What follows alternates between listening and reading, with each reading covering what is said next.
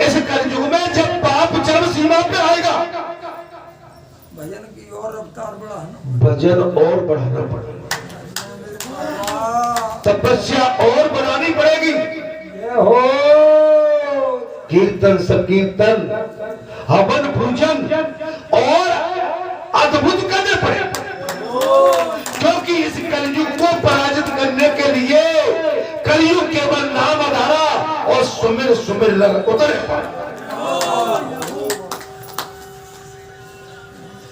महाराज ये तो इसमें लिखा नहीं है कहीं, ये चौपाई नहीं लिखी है, इसलिए मैं कहता हूं कि चौपाइयों के चक्कर बने, पुरातत्व के बाबा है, पुरातत्व में आ जाओ, प्राचीन में आ जाओ। मेरे बाबा चौपाई तो ठीक है, अगर चलो तुमने चौपाई पढ़ भी ली तो चौपाई पे टिक जाओ। ये तो सबसे बड़ी बात, सुनना सुनाना अलग बात है और उस पर चलना अलग बात है, बड़ी बात है। कठिन बात है। हम किसी को अपनी प्रभुता बताने के लिए तो कुछ भी बढ़ा चढ़ा के कर दे, लेकिन उस पर टिके रहे, डटे रहे, हमारा व्रत हमारी साधना बची रही, तब तो बात। महाराज अंदर का श्रृंगार जो होता है ना, वो किसी को बताया नहीं जाता है। जय हो मेरे बाबा।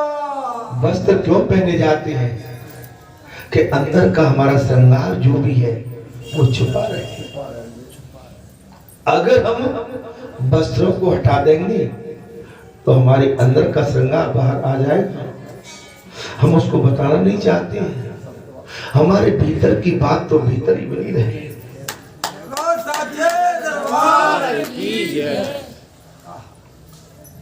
अगर हमारे अंदर के इस शरीर के रोम रोम में राम का कहीं शब्द गूंज रहा है, हम बताना नहीं चाहते कि राम राम हमारे रोम रोम में लिखा है, नहीं तो उसकी महिमा का महत्व कम हो जाएगा। लिखा जरूर है लेकिन नहीं बताएंगे।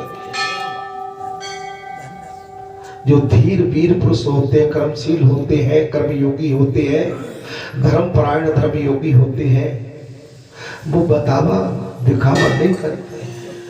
वो साधारण बन के साधारण जीव से भी बात कर लेते हैं। वो अगर चल के पहुंचे तो ढोलक वाले के द्वार पे भी पहुंच जाते हैं। वो चल के जाए तो मस्जिद के सामने खड़े हो जाते हैं। वो चल के जाए तो अपनी सुदामा की उस द्वार पर भी खड़े हो जाते हैं। लेकिन वो ये नहीं बताते हैं कि मैं द्वारकाधीश हूँ। जय हो मेरे बाबा। जब भगवान को इस रूप में स्वीकार करने लगेंगे ना, तब आनंद आएगा। भगवान अपने बचपन के मित्र सुदामा के लिए महाराज नंगे पैर दौड़ लगा देगा। कैसे नंगे पैर? जब मालूम पड़ गया कि भगवान बन के सखा सुदामा द्वारकापुरी में आए, भगवान नंगे पैर अपने मित्र से दौड़ने के लिए, मिलने के लिए दौड़ लगा। अभी बात जब आई, जब भगवान को पूरी लीला करके और अपने वैकुंठ को जाना था, तो सबसे पहले विभीषण की याद आई, अपने मित्र की, अपने उस समय के मित्र सुग्रीव की याद आई। मित्रता ऐसे ही नहीं होती। अरे जब कुछ ऐसा समय आता है तो मित्रों की याद आती है, भले आदमियों की याद आती है, सत्पुरुषों की याद आती है, देव पुरुषों की याद आती है। इसकी माने आप इस बात को सोचेंगे तब अपने बड़े बूढ़ों की याद आती है। आज गांव के गांव खाली हो गए प्रभु के। अच्छा हम आप है भी उसमें, तो हमें इतनी ललक जगल नहीं, हम अपने गुड़ा बाग में लगे, अपने गुड़ा।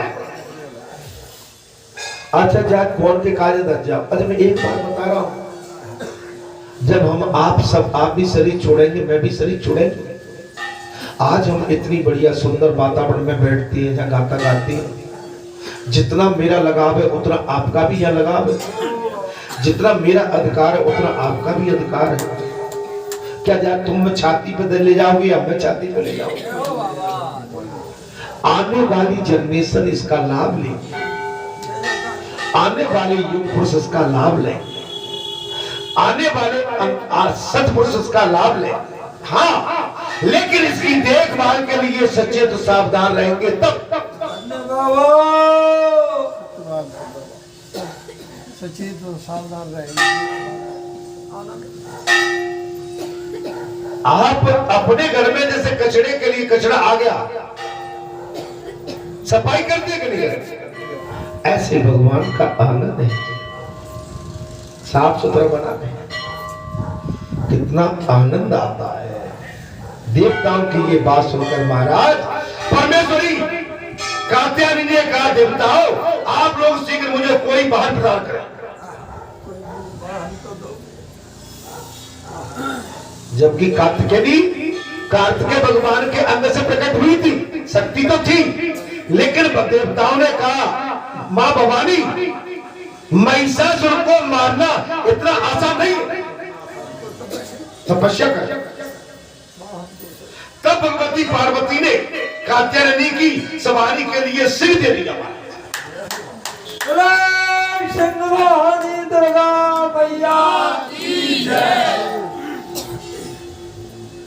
देवी कल्याणी उसी सिंह पर आरूढ़ होकर विंध्याचल पर्वत की ओर प्रस्तुत हो गई और उसके मनोरथ शिखर पर पहुंचकर व्रत उपवास संलग्न होकर मां देवी का ध्यान किया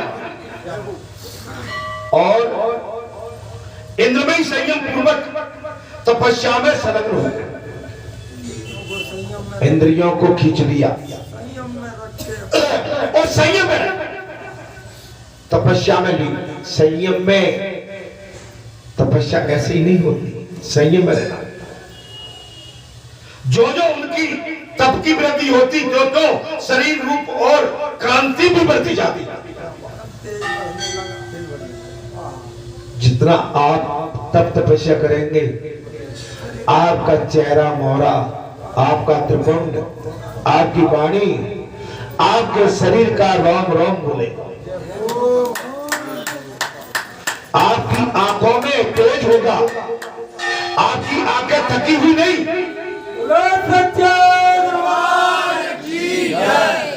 आपकी आंखें थकी हुई नहीं, आपकी आंखों से आपकी तपस्या का तेज निकलेगा।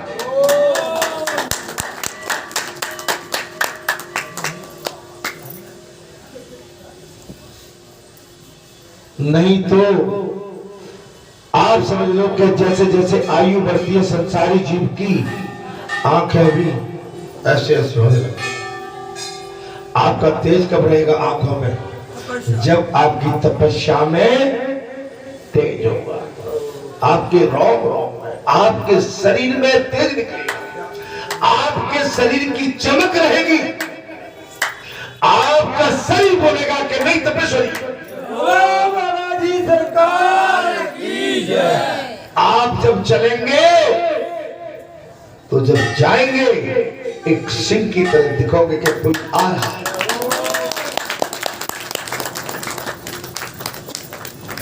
उस समय देवेश्वर महेश के सेवक वह आए और अद्भुत रूप धारण करने वाली उस व्रत परायण देवी को देखकर लौट गए। महाराज देवता परीक्षा लेने के लिए आए और तपस्या हो रही, देख के लौट गए। ध्यान करना, जब कोई ध्यान में बैठा हो, महापुरुष सत्पुरुष, जब उसका टाइम है कि नहीं इतने टाइम पे वो निकलना, उस समय हमें न उनके सामने जाना चाहिए, न वो अगर बैठे भी है कैसे बैठे हैं वो जाने, लेकिन हमें वहां नहीं। जब मालूम है कि 7:30 बजे 7:30 के बीच में आरती दिया बत्ती धूप बत्ती का है और हम ठीक 7:30 और 7 के बीच में पहुंच जाए किसी देव पुरुष के जा, अब घंटी बजाने लगे हो तो ये तो हमारा अज्ञान है ना भाई। मालूम है कि 7:30 और 8 8 साढ़े 8 के बीच में भोजन की भी व्यवस्था होगी और उस समय भी हम घंटी बजा रहे हैं। अरे मिलना जुलना सवेरे आ जाओ भाई, 4 साढ़े 4 बजे के बाद मिल लो। अब तुम गलत टाइम पे किसी के जगह घंटी बजाओगे तो न तो वो ढंग से आपको मिल पाएगा न वार्तालाप हो पाएगा। क्यों महाराज? सत्य कह रहे हैं महाराज। मैंने उस दिन कही थी, मैंने बताई शनिवार बताया वही जोड़ा आ गया। आगे मैं यहाँ से गया और 2:30 बजे तो पहुंचा ही था और टन कर दी, मैं नहा के निकला था। मैंने आवाज दी, मैंने देखना सपना, बेटी का नाम लेके कहता हूँ, कौन आ गया? बोले अमुक है। मैंने बिठा दोबारा से, मैं आ रहा हूँ के बाद बोलता हूँ और बेटो घंटी बजा के न चक्कर और महाराज न तो मैं ऊपर को न नीचे और फिर बगल में घुस गए पड़ोस में। कहाँ घुस गए? हाँ, अजय वो चूंकि रिश्ते में मोड़ी बहन लगती थी तो मेरी बेचारी क्यों आई होगी और मैं इस समय थोड़ा सा भी कहीं नजरअंदाज करूंगा तो कहेंगे कि देखो भाई वहां तक पहुंचे और हमसे न मिलने की बोली न बैठने की बोली। मैं 5 बजे तक बैठा रहा। ये हो मेरे बाबा। अब बिनको कहा चलोगे बट पे तो लटका है घंटी और भीतर घुस गए। आज जब मैं सोच रहा था अब आते होंगे, अब 5 बज गए। अब मेरी अटकी तो मैंने कही न तो निकले न बाहर गए। मैंने कहीं से नंबर लिया और मैंने फोन में लगा दिया मोड़ा के कहा। मैंने कहा भैया तुम कहाँ हो? अरे कि वो भगत जी हम तो निकले आए। अब मैं चुप शॉर्ट हो गया। अब ऐसे आदमी से मैं क्या कहूँ? तुम्हारी घंटी तो मुझे महंगी पड़ गई।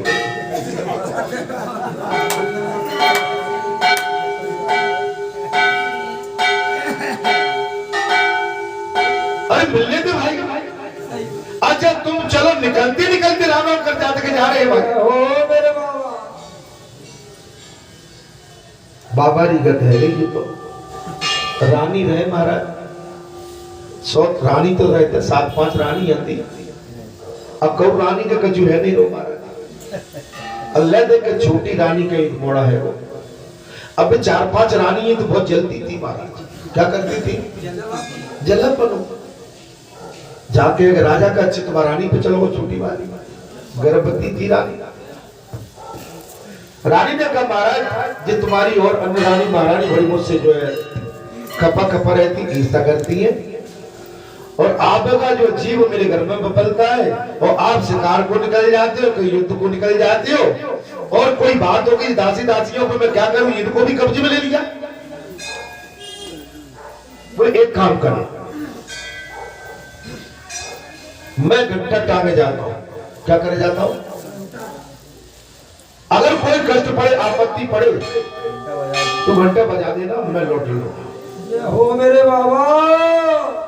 और राजा तो चले गए महाराज शिकार। अब रानी क्या पड़ी तो पाने कही कि माई जी राजा वास्तव में मुंह से दिखाई में ऊपर निकले ही थे, थोड़ी दूर महाराज सही मुकाम पे नहीं पहुंचे और घंटा बजा दिया झूठा। अब लौट के आए। बोलो महारानी कहा हो? बोले कुछ नहीं, मैं तो केवल दिखाता कि आप वास्तव में लौटते हो।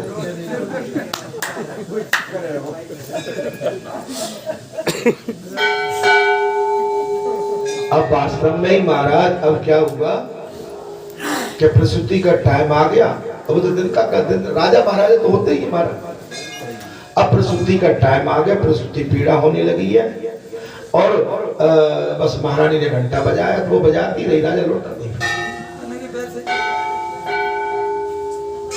अब जब राजा आए लौट के नहीं वो महारानी चिढ़ती थी। बोले महारानी के क्या हुआ है? बोले भैया ककरा पथरा, वो बच्चा था उनने बंद करके फेंक दिया उसको। क्या कर दिया? उस बच्चे का बंद करके फेंक दिया, कंकड़ पत्थर डाल दिए कि बजे बाबू महाराज। तो भैया ऐसा घंटा मत बजाओ कि भाई गड़बड़ हो जाएगा। भगवान की देखिए किसी महापुरुष सत्पुरुष देव पुरुष के जाते हैं तो या तो जाने से पहले सोच लो हम लड़कपन देंगे कहीं भी तो थोड़ा गड़बड़ हो जाता है। मैं इसलिए मैंने जी कथा में जी बात निकली है महाराज जी, मैंने बात आगे बढ़ाई। हमेशा किसी की बात को वजनदारी से महापुरुष का रुख देखो, आप पहले रुक देखो और मिलना चाहते हैं तो मिलने के लिए कोई रोक टोक नहीं है। एनी टाइम पूजा पाठ का टाइम चुका के एनी टाइम आप कभी भी आइए महाराज। अर्थात देवताओं की ये बात सुनकर जो तप की वृद्धि होती त्यों तो शरीर में कांति बढ़ रही। उस समय दैत्येश्वर महिष के सेवक वो आए और अद्भुत रूप करने वाली व्रतपरायण देवी को देखकर लौट गए। उन्होंने दुष्ट आत्मा महिषासुर के इस प्रकार कहा, देव हमने पृथ्वी पर भ्रमण करके एक अद्भुत कुमारी कन्या को देखा।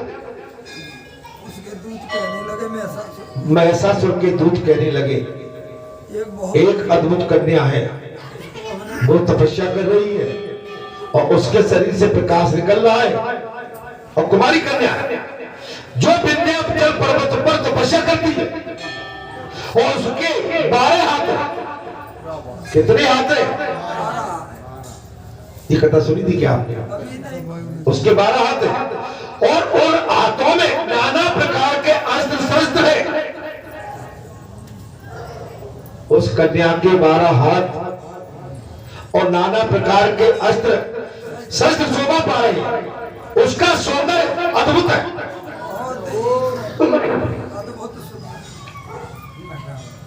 उसका सौंदर्य कैसा है? अद्भुत। सेवक को यह वचन सुनकर महिषासुर तत्काल कामदेव के वश में हो गए।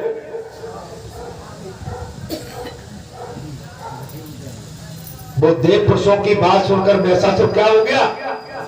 काम के वश में हो गया और बड़ी भारी सेना लेकर वो उस स्थान पर गया जहां वो कन्या बैठे। काम वासना में लिप्त अपनी पूरी सेना को लेकर कहा गया विंध्याचल पर्वत पर जाकर कन्या तपस्या कर रही थी। महाराज उसे देखते ही वो दानव काम बाण से आहत हो गए और पीड़न हो गई। उस कन्या का सौंदर्य देखकर, महाभगवती का शक्ति स्वरूपा सौंदर्य देखकर वो काम वासना में और उत्तेजित हो गया। अपनी सेना को दूर रखकर अकेला ही देवी के सामने उपस्थित हो गया। अकेला ही पहुंचा, अपनी सेना को अलग रोक दिया और उस भगवती देवी में इतना आकर्षण था कि उसके सौंदर्य स्वरूप को देखकर वासना में लिप्त वो राक्षस सेना को छोड़कर अकेला पहुंच गया। वो इस प्रकार बोला, सुंदरी ये व्रत और तपस्या तुम्हारी उपावस्था के विपरीत है। आप ये तपस्या क्यों कर रही हैं? आप इतनी सुंदर हैं जो आपकी अवस्था को देखकर जो आपकी अवस्था के विपरीत है। अतः ये सब छोड़कर तुम त्रिलोक के राज्य की महारानी बन जाओ। यही प्रस्ताव था। हे सुंदरी, त्रिलोक की महारानी आप ये सब छोड़कर तुम त्रिलोक के राज्य की महारानी बनो। तुमने मेरा नाम तो सुना होगा ना? त्रिलोक को जीते। अभिमानी आदमी कैसे कहता है? आपने भाव नहीं पकड़ा मारा। मेरा नाम तो सुना है। आए एक अभिमानी बोल कर मुझे जानते हो? महाराज जी ने कहा मैं जानता हूं। बाबा महाराज तुमने मेरा नाम तो सुना होगा। मैं दानव राज महिष हूं, जिसने द्वैत इंद्र में इंद्र को परास्त कर दिया।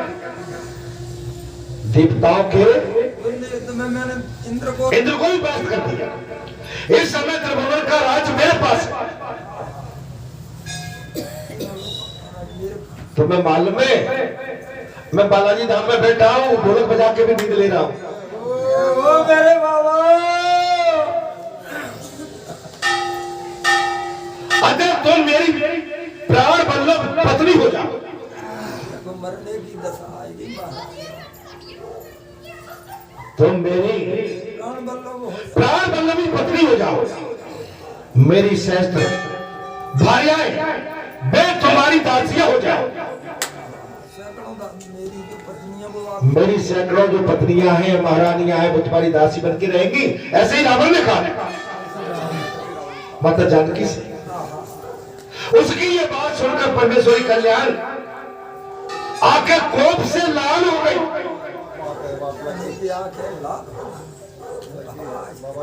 वैष्णव देवी की आंखें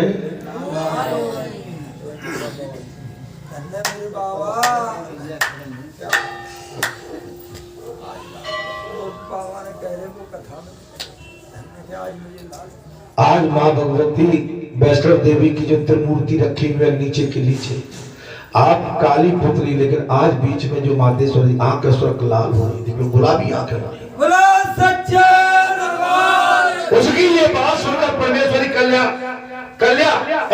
की आंखें कोप से लाल हो गई। उन्होंने उस दानव से फटकार कर कहा, पापाचारी तुम्हें धिक्कार, ए पापी तुझे धिक्कार है। तू मुझे कुमार दान करने वाली कन्या को इस प्रकार काम कुलसिद्ध से होकर क्योंकि ऐसी बात कर रहा है, मैं तेरा नाश कर रहा हूं। अपनी तपस्या कर रही हूँ, तू मुझे वासना से देखता है, मैं तेरा नाश करूंगा। आप समझ लो, जहां भी माताएं आती हैं, बहन बेटी आती हैं, आप उनको मत देखो, उनके चरणों को देखो।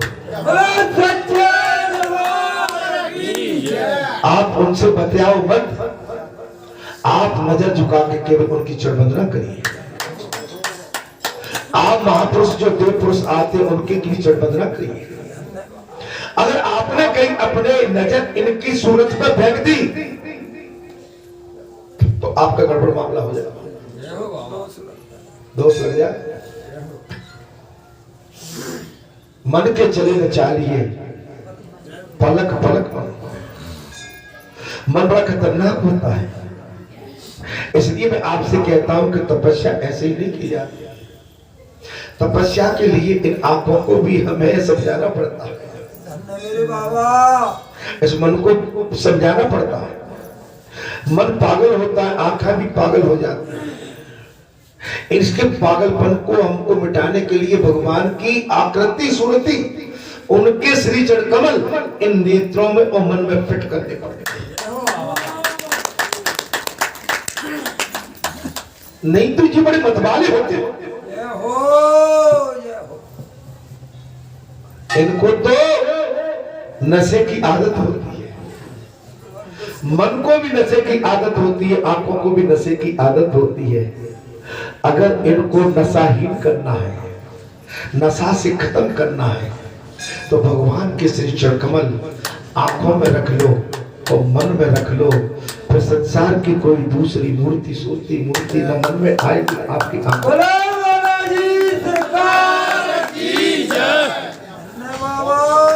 जी चौपाई कहा लग गई महाराज, लगा दो महाराज, वो मैं तेरा नाश कर रहा हूं। मैसासुर बोला सुंदरी, तुम गंधार विवाह से मुझे आज तुम स्वीकार कर लो। धमकाने लगा जैसे दुष्ट रावण माता जानकी को धमकाना। और राक्षस तो होते ही है। उसकी ये बात सुनकर देवी ने उसके मुंह में एक बाण मारी दिया। जब उसने हद पार कर दी तब मां भगवती ने उठा के एक बाण, वो बाण बामी में घुसने वाले सबकी भांति उसके मुंह में समा गया और महिषासुर चीख उठा।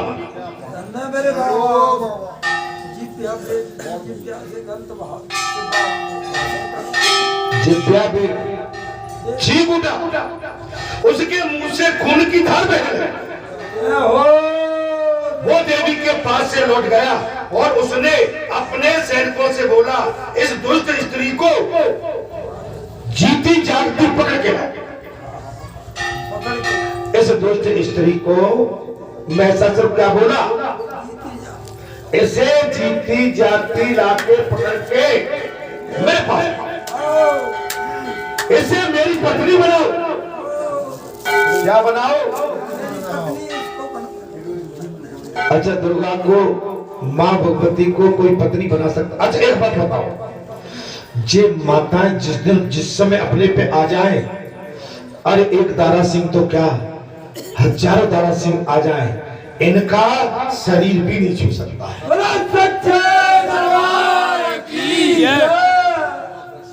जब जी चंडी का रूप धारण करती है तो अच्छे अच्छों के वस्त्र पैंट पतलून गीले हो जाते हैं। ये जैसे हंसती है तो इनका हंसना इतना सहज में मत मान लेना। ये हंसती है तो मैं अपना भाई मानता हूं। अगर तुम्हारी तरफ हंसती है तो अपना बड़े हैं तो पिता मानता हूं। बालाजी सरकार। अगर ये तुम्हारी तरफ मुस्कुराती है तो तुम्हें सदगुरु मानती है। तुम्हें मुस्कुराती है तो अपना एक बहुत अच्छा, एक सात्विक धर्मपरायण महापुरुष मानती है। इनका हंसना संसारी नहीं है तुम्हारी तरफ, नहीं राक्षसों मारे जाओ। इनका हंसना मुस्कुराना संसारी नहीं है। जिनका हंसना ऐसा मानती है कि जो मेरे भाई बैठा है, ये मेरी कलाई, और मैंने इसकी कलाई में अपने धर्म का बंधन, भाई और बहन का जोड़ा बना दिया। इसलिए अगर तुमने इनसे संबंध अलग रखे तो जैसे भगवती ने इस समय अपना एक बाण अपनी तरकस से कमान पर छोड़ा था, उस राक्षस के जिब्बा को बेच दिया और रक्त की धार बना। कुछ माताओं में गलत तो नहीं बोल रही? अरे अगला जीवन हाय तुम्हारी यही कहानी, आंचल में है दूध और आंखों में पानी। इनकी ममता का कोई मोल नहीं है संसार में, इनकी ममता का कोई जोड़ नहीं है इस संसार में, इनकी करुणा का कोई भाव नहीं है संसार में। जी अगर भाई मान के प्यार करे, इतना करे कि अपने भाई के लिए अपना बलिदान तक दे दे। अपने माता पिता की सेवा करे तो ऐसी करे कि उस माता पिता का पुत्र क्या, सेवक क्या, वो उसका पक्का पुत्र का भी धर्म निभा जाए और सेवक का भी धर्म निभा जाए। महाराज उस राक्षस ने कहा इसे मेरी पत्नी बनाओ। मैसासुर की आज्ञा पाकर सब दानव बाणों की बौछार करते हुए देवी की ओर दौड़ पड़े। उन्हें निकट आया देख देवी ने महाराज खिचल बाणों में महाबाणों का प्रहार करके उन सबके मर्म स्थानों को छेटा, सबको घायल कर भेद दिया, छलनी कर दिया। कितने की तो मृत्यु प्राप्त हो गई और बहुत से दैत्य घायल होकर सारे दिशाओं की ओर भागे। भगदड़ मच गई। कथा में आनंद आ रहा हो तो बोल रहे। अब ऐसी कथा ज्यादा बड़ी तो मैं नहीं कह पाता हूं, लेकिन छोटी मोटी कथा तो कहता हूं। बहुत बढ़िया। इस समय कथा हमारी प्रज्ञा दीदी, प्रिया दीदी की कथा ईश्वर को पे चल रही है। आप हुआ है क्या? आजा चलिए, शायद कल मेरा विचार है, शायद। ठीक है, और वो भी दोपहर के बाद 1:30-2 बजे के बाद मेरा विचार है। लेकिन आप अगर कोई जाए तो अपनी व्यवस्था से जाए, ठीक है? अगर किसको जाना है, मेरे पास कोई व्यवस्था नहीं रहती और आपको मालूम ही है कि मैं तो पकड़ हूं, है ना? अगर जो भी जाना चाहे, चूंकि वो मेरी परम पूजनी है और मेरे लिए बहुत बड़ी सम्मान रखती है, मैं भी उनका बहुत सम्मान करता हूं। ऐसा मैं सोच रहा हूं कि कल दोपहर पश्चात 2 बजे के आसपास, 1:30 बजे मैं यहां से निकलूंगा।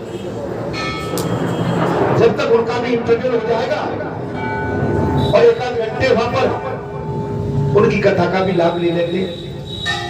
और फिर भैया भाई जो राम रच रखा, हम कहते तो बहुत कुछ है, लेकिन देखो कल क्या होता है। अच्छा ही होगा, ठीक है, बहुत ही अच्छा। क्योंकि राम काज कीने बिना सो मोय काम विश्राम। यह भी काम चल रहा है।